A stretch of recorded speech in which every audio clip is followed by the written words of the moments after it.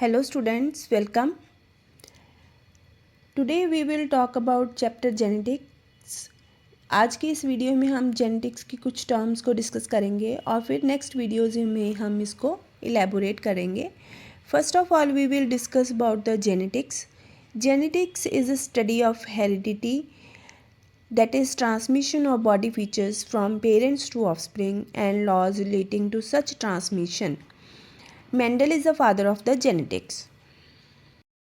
So genetics क्या है? ये एक स्टडी है जिसमें कि हम हेरिडिटी के बारे में पढ़ेंगे. हेरिडिटी का मतलब होता है कि जो कुछ करेक्टरिस्टिक्स हमारे में से पेरेंट्स में से ऑफस्प्रिंग में ट्रांसफ़र होते हैं उसको हम हेरिडिटी बोलते हैं और उससे रिलेटेड कुछ लॉज के बारे में हम जेनेटिक्स में पढ़ेंगे. सो नेक्स्ट टर्म है जीन्स. जीन्स जो हैं बेसिक यूनिट ऑफ हेरिडिटी है, pass from parents to offspring.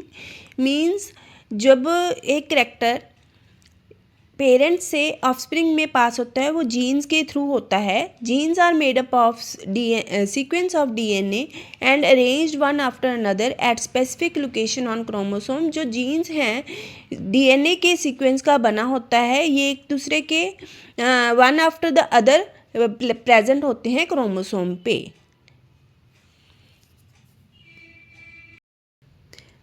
So allele क्या है?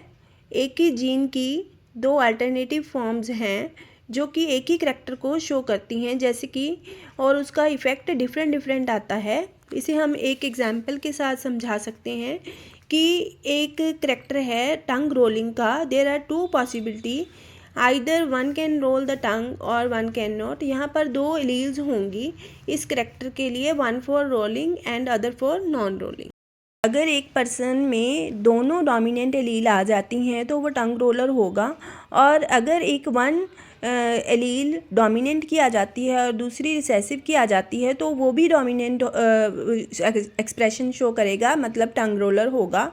अगर दोनों एलील्स स्मॉल आर होती हैं तो वो नॉन रोलर होगा, वो टंग को रोल नहीं कर सकता, क्योंकि जो रिसेसिव एलील है अपने आप को तभी एक्सप्रेस कर सकती है जब वो दोनों एलील्स स्मॉल होंगी तब. Out of the two allele of a gene, one is dominant and the other is recessive. So first of all we will discuss about the dominant allele. It is the kind of allele which express itself regardless of the presence of another allele for given gene.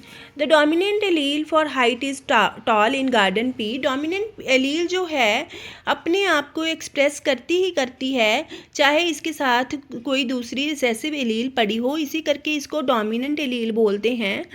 जो height के लिए हम garden pea में allele use करते हैं, dominant allele के लिए symbol use करते हैं, that is capital T and the small T capital T. So ये अपने आप को एक्सप्रेस करती है, इसी करके हम इसको डोमिनेंट एलील बोलते हैं. Next is the recessive allele. The kind of allele is the kind of allele whose expression is expressed in presence of dominant allele for given gene. A recessive allele can express only itself in presence of some recessive allele. The example is that for height is dwarf in garden P small t.